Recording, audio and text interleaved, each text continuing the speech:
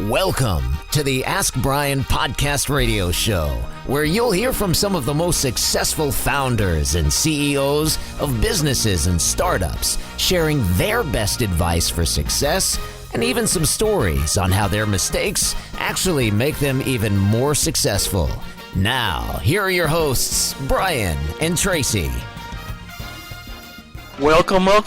You're listening to the Ask Brien radio show on KHS 1220 and 98.1 FM. So, we have a very special guest today, but before we get into that, everybody always asks, what is the Ask Brien Show? Why is it on the air? What are you doing? And why do you spell it with an E? Most people tell me when they were growing up, they spelled it with an B-R-I-A-N or B-R-Y-A-N, and they have no clue why I would spell it with an E. People always want to know, why would you spell Brien with an E? Now, the Ask Brien Show is a business show, but I wanted to ask our very, very special engineer that begins with an E, so we're taking that E away. Why do we use an E for Ask Brien? Patrick, you're on! I'm on. How's it going today? Do you have a little big drum roll? Dun, dun, dun, dun, dun, dun, dun. We could just make our own. Anyways, there's a number of E's that have to do with the Ask Brien radio show. You took away the engineer part, which was always my favorite. Still always is my favorite. But are you the engineer? For right now, currently not, but I am still an engineer. That would be our engineer, Emily. And Emily's with an E? Emily does start with an E. It was a requirement to be on the show. This is true. We're only looking for people with E's. Outside of that, we have excellence, because the Ask Brien Show has nothing but excellence in it. And also, the Bill and Ted Excellent Adventures. Excellent, dude. Yes. Outside of that, there was empathy. What's that? Putting yourself in someone else's shoes, not literally, but figuratively. Well, I wear a size 9. Your shoe is much bigger. So I am a size 13. No, that's the problem. You could never fit in my shoes. Oh my God, he said not literally, but figuratively. What Thank about you, that? Tracy. I am a lawyer. I'm a lawyer. Everything is very literal. Outside of that, we have experts, because everybody that appears on the Ask Brien Show happens to be an expert in their field. What are you an expert in? Engineering. I mean, it works. I'm so sorry. I'm just sorry. Like, I don't even know what to say. I don't even feel like I need to accept responsibility for this, but it's just, I'm sorry. I'm an expert in laughing. Apparently. Making others laugh. You're an expert at something. Yeah, that's for sure. Remember, we're live on the radio. We do have FCC requirements. Go ahead. Other ones we have are experience, because everyone has a lot of experience in their field, especially our guests. What's your experience? Engineering and communicating. Yeah. Okay. Got a degree. Yeah. I got you. In case anyone doesn't see, I'm giving a little okay. They can definitely see. Well, only on Facebook. On camera. Yeah. That's true. Facebook. That's true. What you can't see is someone else giving you a different finger. Well, that's because he's number 1. It just happens to be a different finger. Oh, come on. Outside of that, there happens to be, before I get to the 2, the new one actually is education, is E, and that's our newest one. And why do we do that? Because everyone should be educated. I don't know. It's because each week we try to educate our audience. Indeed. Something about business to teach them. And you know what? There's something about education that leads me to the next 2 is it leads everybody with some enthusiasm and excitement. Woo, woo, woo. Heyo, I think that covers it. Am I missing any, Tracy? I think I got everything. Well, right now I feel like you're missing earlobe busting. Well, the big one is we have another E today, and that is our special guest. Her name is Jane Hanson, and she has a very, very big E because she won an Emmy. Heyo, we got a new one. Oh, yeah. Okay, yep, that trumps every E we just said. True, it does. We're not playing bridge, so there is no trump cards. Anyway, without any further ado, ADIEU. And why do I like that word? Because every single letter minus the D is a vowel. And isn't that cool? Oh, very cool. And okay, Jane, I'm really sorry. we're gonna have to say a special goodbye to Patrick because he's got a little other functioning that he's got to work on right now. But we do have Emily, and we certainly will. I'll be listening. Don't asking worry. Her questions and getting her more in the loop. But without any further ado, we do have our co-host Traci, and we have a very special guest, Jane Hanson. Hanson. Okay.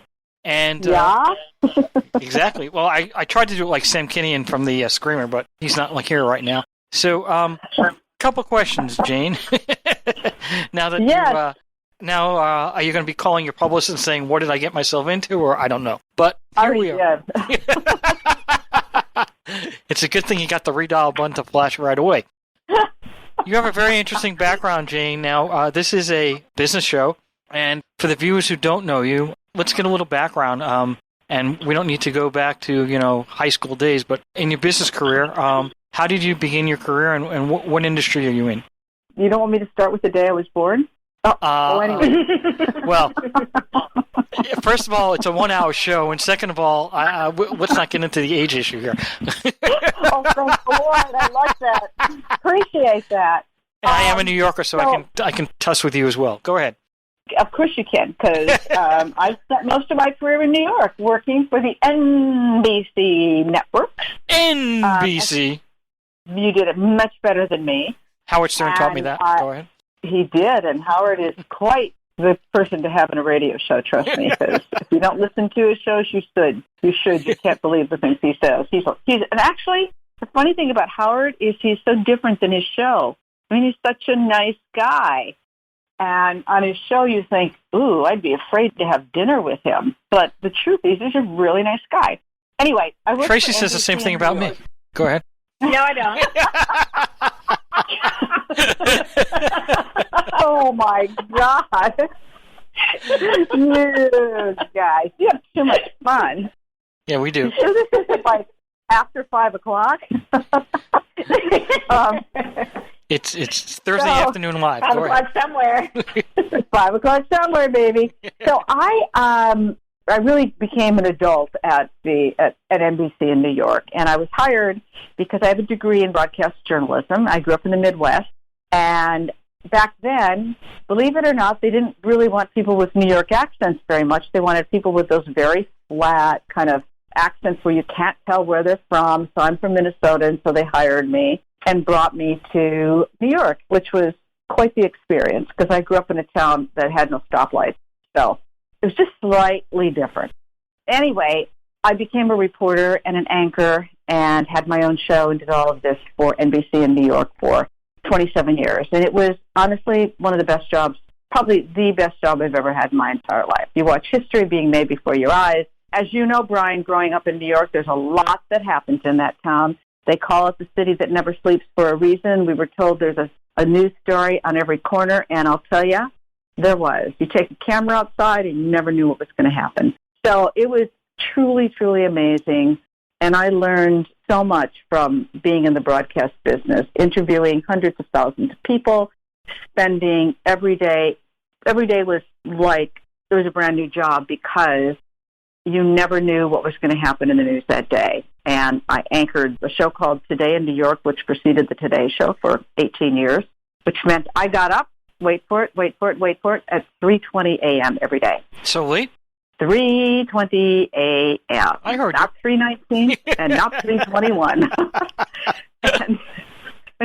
The worst part were big holiday nights, like New Year's Eve. Sometimes, of course, because news never takes a holiday, I'd work on New Year's Day, and I'd be riding into the office at Rockefeller Center when I would see people that were not even ready to go home yet on the streets. That's where you kind of wondered, what am I doing? But, and Rock Center was a great place to work. What an amazing, iconic, wonderful building, and it's everything that everybody ever says it was, until the tree shows up. And then you feel like Grinch because of all the tourists and that sort of thing. But at any rate, so that's where I got really my business acumen, because when you're in the broadcast business, you meet a lot of different people. You have a lot of deadlines. You have to learn how to talk to the entire world. You're constantly judged every single day based upon the ratings. Sometimes we'd laugh and say we're only as good as our last rating book or our last. And we got the daily ratings. We got off the air at 6:58, and at 6:59, somebody walked in the door with the ratings, and you'd go, how'd we do? How'd we do? How'd we do? So it was the kind of business where you knew you had to be likable. People had they turned you on or off. It was as simple as that. If they didn't like what you said, you were gone.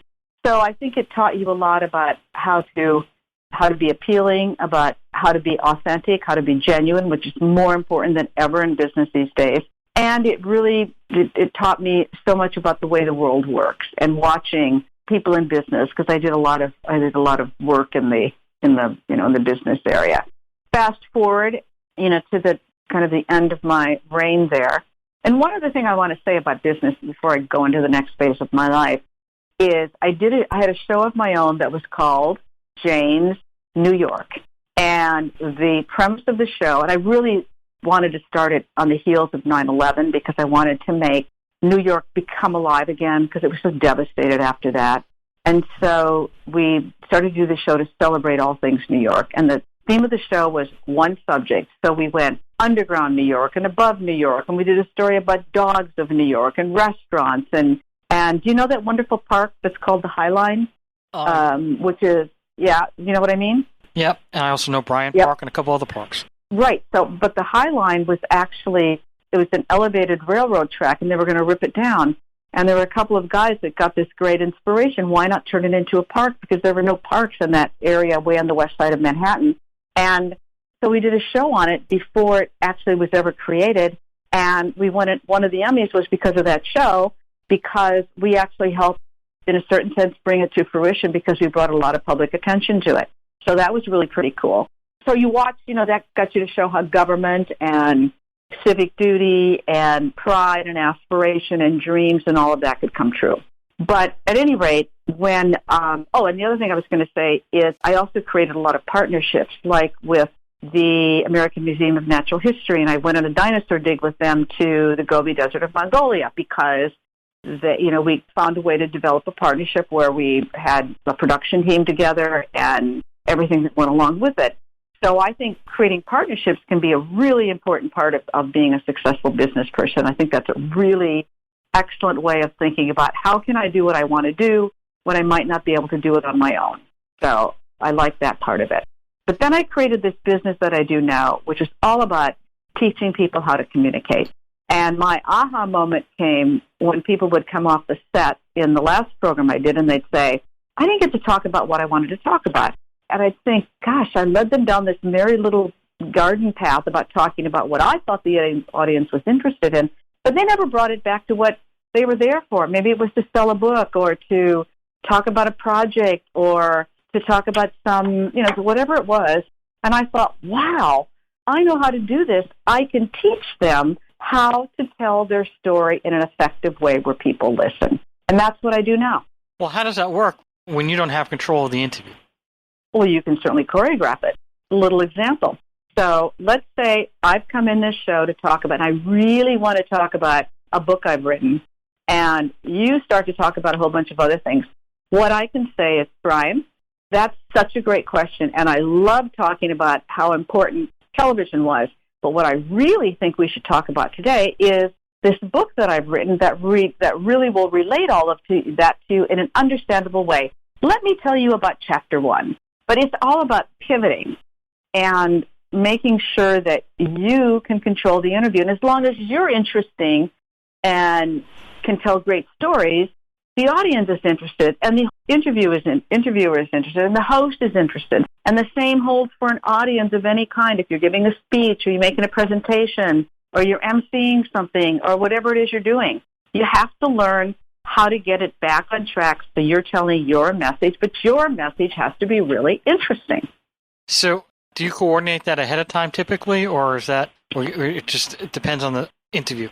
Well, when I'm working with people, I spend a lot of time working with them to get their message right. And most people don't even know what their message is.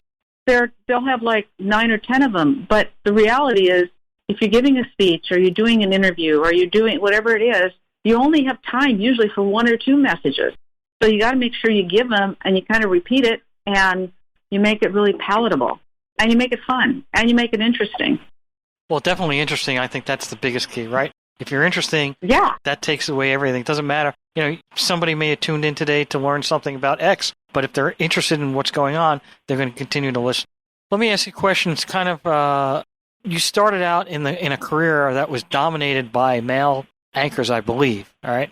And you had to talk about not even a pivot. I mean, to be able to make it in the world back then, at that time, I don't know. I mean, you know, maybe you had Barbara Walters and people like that, but there weren't too many out there. So how were you able to navigate that?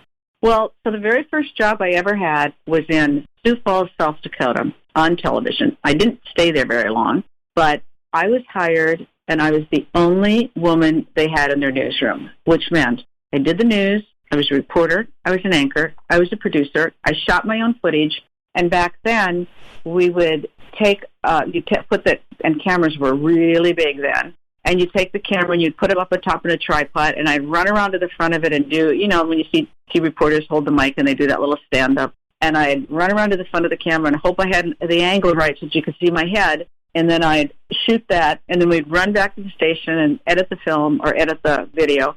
And so, you know, I did everything. I think they thought one woman was enough. Now, I know we're multitaskers, right, Tracy? But, oh, yeah. but that's a lot of multitasking.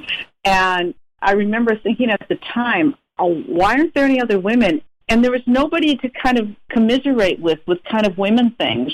And I really had to be on my own with that. But at the same time, I learned a lot. And, I mean, I was too young and dumb to know the difference, I think. But when I got to NBC, there were women that were there. But I never had a woman boss until, oh, my God, so I'd been there for like 20 years. And then I had a news director, and I remember walking into the bathroom, and she's in there, and I'm like, oh, my God, this is what men have had their whole careers. They've been able to talk to their boss in the bathroom. And it was like, wow. So, yes, I think it was different, but it was everywhere. It wasn't like every other place had lots of women in the broadcast business, Dan. There weren't a lot of women anywhere. And so we had to find our own way. And I do think that we were much more competitive as women then because there were fewer spots for them than we are today. And it's a whole different ballgame. I work with a lot of women. I love working with women. I help empowering them. I help being a mentor. I've mentored a lot of females in my life. I love being in a place where I can truly help them get ahead. Not to the detriment of working with men or anything else. I just don't want them to have some of the same experiences I did. That's it. Well, you're definitely a true pioneer. So, you know, you talked a lot about the business side, but viewers don't really understand the business side. I mean, mostly when you think about a production, you're only looking at, okay, here's the show, here's what the content of the show, but there's a business aspect to it. What are some of the business aspects that you learned as an anchor? Well, first of all, I mean, unless a television show makes money, it ain't going to last. And so what became very important was to make sure that our ratings went up because they charged for commercials based upon the ratings. And in today's world, there's also other things such as social media. There's the digital aspects of it. I mean, it's multi-platform now for the broadcast business. But back then, it was really what were the ratings and what did you get for a show and how much could you charge for the commercials. So we learned, I mean, there are so many tricks to it that people don't even realize. For example, the average half-an-hour newscast is really only 22 minutes long because there's 8 minutes allowed for commercials and for promotion. And so we would have to accommodate that. And I remember I had one boss who was a ratings genius, and so he would say things like, you cannot take a commercial break until 7 minutes and 15 seconds into the half an hour or even the hour of a show, because if you do, then you get credited for the whole 15 minutes, each 15 minutes. So you had to be really careful about where you took commercial breaks. And, you know, you didn't want to have an anchor talk too long and that sort of thing. You also, you know, there were very fine lines when you were a reporter or an anchor between how you had to watch what you were, you know, doing and saying because you couldn't cross certain lines. So they tried to keep business and journalism very separate. I think those lines have become very blurred now, and I think that's something that's happened. And then we had a lot of community involvement. We'd go out into the communities a lot I mean, I did a ton of emceeing and hosting and that sort of thing, which was all very much about enticing people to watch the station. I mean, obviously, we felt a certain commitment to give back as well. But at the same time, the more that you were out in the community, the better that it became for people to like you and want to watch the station. But we all knew, you know, at the end of the day that our job was to make sure that people watched us. And that was the real business of broadcasting. You also have to represent the community, too, in terms of the number of people, the kinds of people you have on the air, and old, young, whatever their ethnicity is. Maybe there's geography involved, etc. There's even a business to thinking about what you're wearing. I mean, the whole thing is, it's not that it's contrived, but there's a lot of things that are not, there's an illusion to it. There really is, when you think about the business of broadcasting. Well, so that's a very good question. Do people get paid to wear certain things on a show? No. It's not that they get paid. Some places, some stations, some people have written into their contracts that their clothing will be paid for. Because I want you to think about this. And it's especially important for women, getting back to that whole notion of women are treated differently. I had a guy that I worked with at WNBC TV in New York who he had a uniform. In the summer, he wore khaki pants, a linen or cotton blazer, a blue shirt, and then he'd change his tie. In the winter, he wore gray pants, a cashmere blue jacket, a blue shirt, and he changed the tie. He wore it every single day, and no one ever noticed. The guys could wear the same suit. All they had to do was change up the tie and the shirt. The women had to wear completely different outfits every day because we were looked at for it. And then there was one point in time, I can't remember who was the boss then, but there was a decision made that they didn't want us wearing short-sleeved or sleeveless dresses. So I want you to look at television shows today because everybody's wearing sleeveless dresses or short sleeves or whatever. Right? Well, yes, I've noticed that myself. Right. So they told us we couldn't wear them, and at that point we had no wardrobe budget. So one of the women who was a weathercaster basically said, "I'll wear whatever you want me to wear as long as you're paying for it. You're not paying for it, don't tell me what to wear." And they weren't willing to pay for it, so we just went on and wear whatever we wanted. So, you started a revolution. Traci has a whole bunch of questions. She says I'm hogging the time, so go ahead, Traci. Yeah. I was going to say that, actually. You're a mind reader. I don't think so, but go ahead. Because you don't know what I'm saying right now. Go ahead. No, and I probably don't want to. So, Jane, in talking about your specific business now, because I love hearing all of your stories about being on television, the broadcast industry. As we shared off the mic, I spent decades in the broadcast radio business, and we share so many of the similar stories, and it's fun to go down memory lane on those. But in the business that you have now, I'd love to hear, what was the turning point for you when you were like, I want to start this business and this is what I want to do? What was your aha moment for that? A couple of things. One was I was tired of deadlines because in the television, in any broadcast business, there are deadlines. You have to be there when the show's on the air. They're not waiting for you. The second thing is, big stories always happen on the Friday before you were taking a vacation. It was I don't know why, but it always was. News never took a holiday. I mean, it's just crazy, right? So I really wanted to have my life back. For a long time when I did those early morning newscasts, when I got up at 3:20 a.m., I went to bed at 8 o'clock at night. On weekends, I'd try to stay up late, and literally, I'd be out at dinner. My head would fall on the plate by about 9:30 at night because you live a life completely opposite of other people. So, I mean, I didn't do that forever. I did it for 18 years. I had a show of my own, and then I did another celebrity-filled show. So it wasn't like I did that forever. But to this day, I have sleeping issues. But I felt like my life wasn't my own, and I really, really wanted to take that back. And the reason I really wanted to stop doing the early morning news when I did was when my daughter got to be about, 12 or 13, and I realized she was staying up later than me. And in New York City, can you imagine what that kid could have done? I mean, seriously, I would never have known. So I just decided that for all those reasons, it was good for me to try something else. But I really believe that I could help people. I saw from all of the people that I interviewed, I saw from the people that I watched giving presentations from this whole business world, I saw how desperately it was needed for people to be good communicators.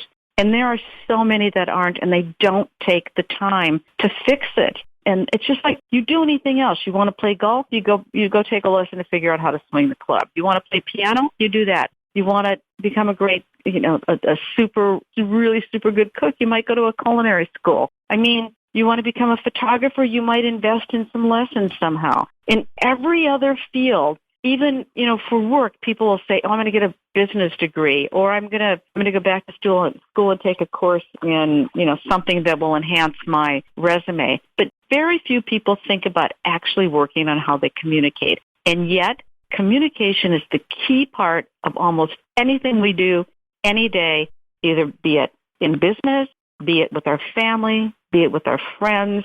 We're always communicating. And if you could, with some really simple lessons, you can become so much better than you are. And when I realized that and realized what was missing and realized I had a gift for it, I wanted to go out there and spread the word. And nothing makes me happier than when somebody has an aha moment. I mean, everybody's got an expertise of some sort, and they should be out there sharing it. But many people are too afraid. And do you know something else? There are all these, it's called glossophobia. Glossophobia is fear of public speaking.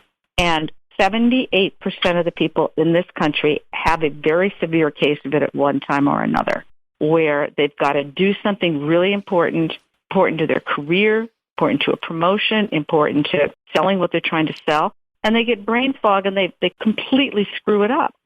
So it's a big deal. In fact, Jerry Seinfeld used to tell this joke that at a funeral, more people would rather be in the coffin than give the eulogy.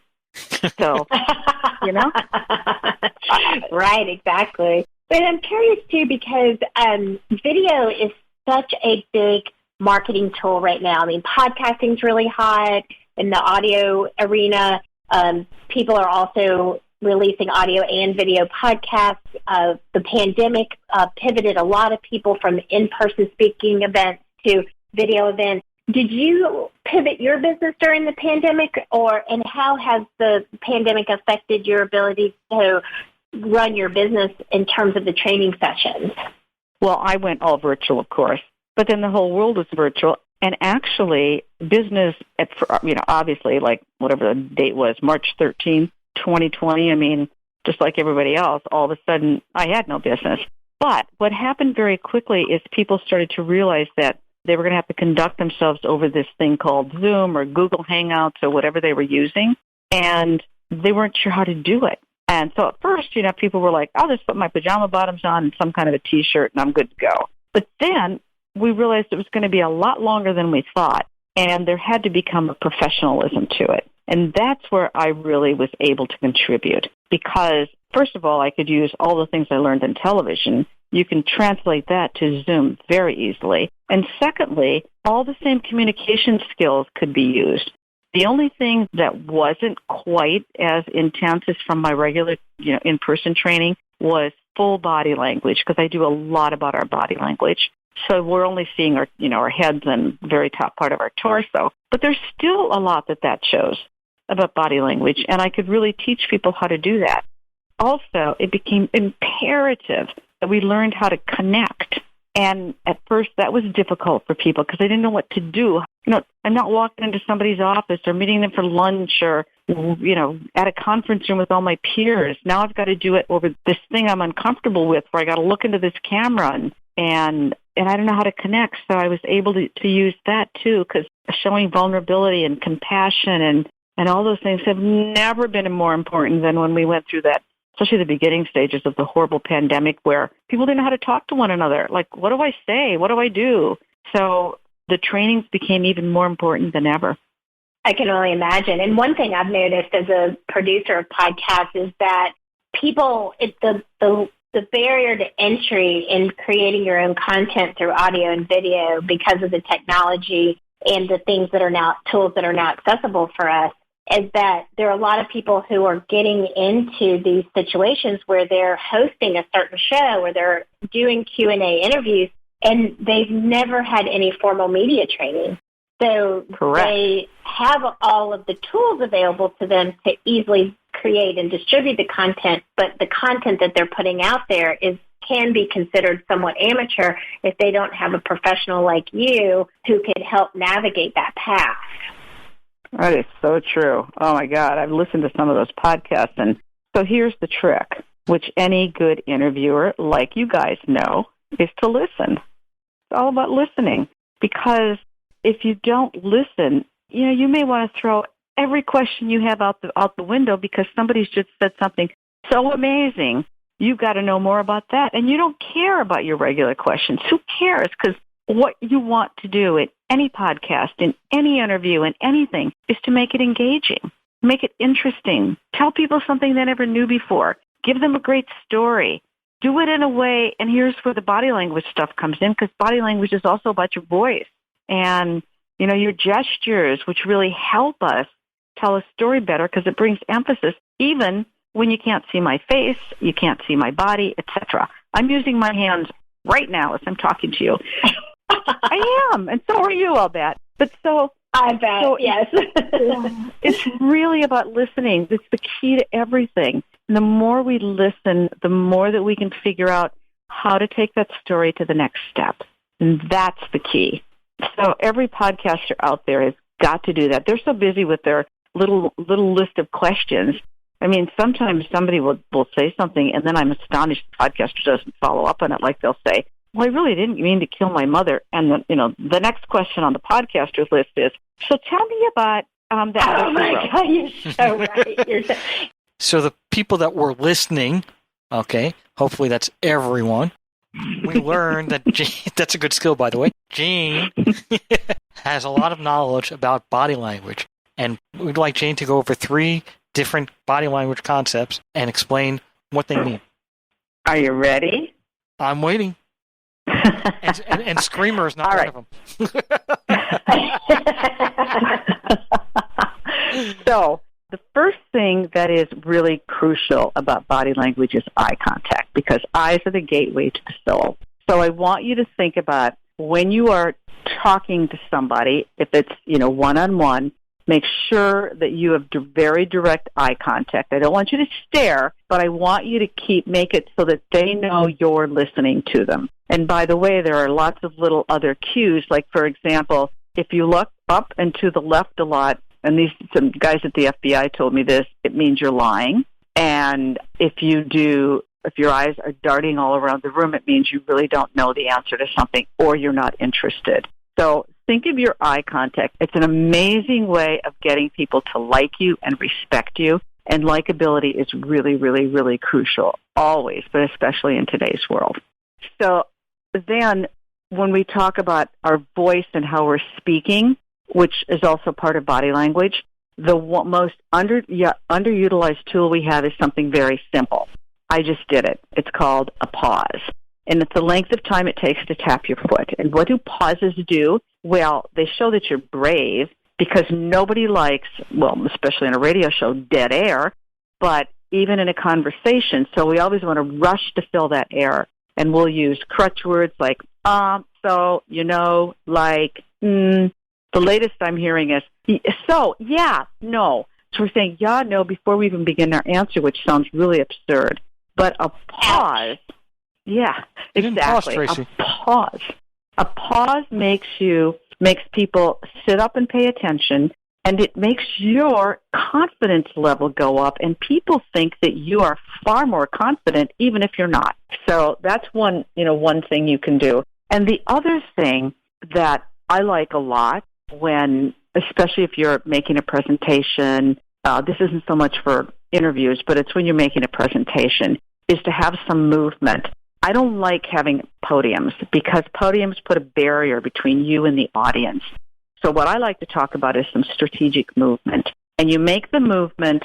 You don't really walk and talk a lot, because then people on one side of the room or the audience can't hear you, or even in a conference room.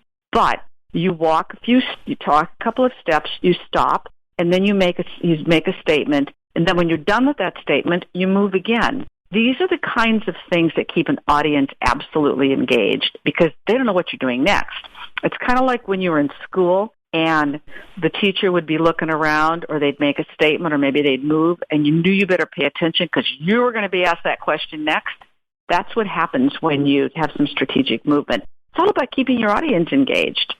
So there were 3. I got 1 million. You want more? Well, you definitely kept us engaged. Well, I'll say that. Well, you got 2 minutes left. So, Traci, do you have something that you wanted to ask? And if we have more time, then we'll come back for the third. Yes, so I'm so glad you brought up the pause because it's incredibly important for, especially like we were saying, like newbies to these new types of platforms. But it's so hard to create that pause. So what would be a deeper level tip to someone who was a host in creating an interview to basically implement that pause? Like Traci. So let's just say you're doing an interview and you're making a really important point. And instead of rushing the words together, stop at the end of a sentence. A pause is only the length of time it takes to tap your foot. So I'm not talking about a long time. It's just quick. But it's enough to make people take notice. So think about, and sometimes you can, if you've got a script that you're using or something that's really embedded in your head, plan it. You can also plan smiles. And by the way, the smile is one of the most important things you can do as long as you're not talking about some awful subject. KHS 1220, 98.1 FM. Thank you very much. Thank you for tuning in to the Ask Brien radio show. You can listen to us every Thursday on KTHS AM 1220 and FM 98.1 or via Facebook Live or anytime wherever you listen to your podcasts. Visit AskBrien.com to join the conversation and ask us your business questions, and we'll answer them on our next episode. That's AskBrien.com.